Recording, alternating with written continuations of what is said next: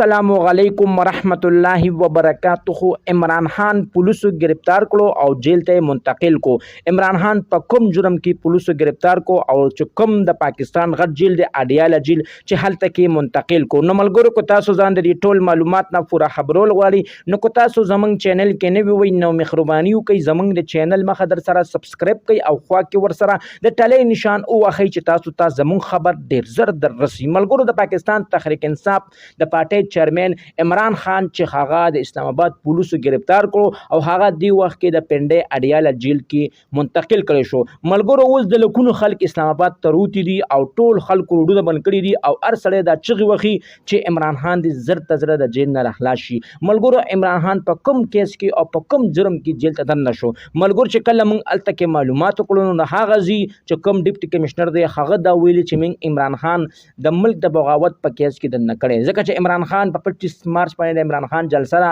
او هغه ماته پته چې کوم کسان دي هغه کسانو ته دا ویلي چې تاسو په اسلام آباد کې او مارپیټ هم کوي او په سپریم کورټ هم ورځي او ملک ته تاسو نقصان رسوي. نو ملګرو دا ویلي چې موږ عمران خان څخه گرفتار کړی دی چې هغه باندې د بغاوت یو پرچه کټ شوی دا او چې څومره خلک روتي دي دغه موږ گرفتاری هم کو او موږ خپل قانوني کاروایی کو چې موږ دا غواړو چې په دې ملک کې انتشار جوړ نشي. نو ملګرو دی وخت کې عمران خان په جیل کې دی او عمران خان په جیل کې دی او عمران خان دغه مطالبه کوي چې زلته زره ما د جیل تاسو را خلاص کړي او زه غینه پس پرنس کانفرنس کوم او خصوصا چې هم زما د پی ټی آی کسان دي زما چې هم ورکران دي هغه ټول ته زدا بیان کوم چې زدا چې ما چې کوم 25 تاریخ باندې ما کوم د لانګ مارچ ډیټ ورکړو دا ډیټ وځه ختم کوم او ما د جیل نه خلاص کړي. نو ملګرو تاسو په کمنټس کې موږ ته خپل رائے ولیکئ چې یاره د حکومت سره ښه کار وکړو او کنه ښه کار ور سره نه دی کړی. نو ملګرو دا زما ویډیو به تاسو ډیره خوښ شي وي دغه رنګ ویډیو کتو د لپاره زمنګ د چینل مخه در سره ضرور سبسکرایب کړئ او خوا کې ور سره ضرور د ټلې نشان او وخی چې تاسو ته زمون خبر ډیر زر در رسي.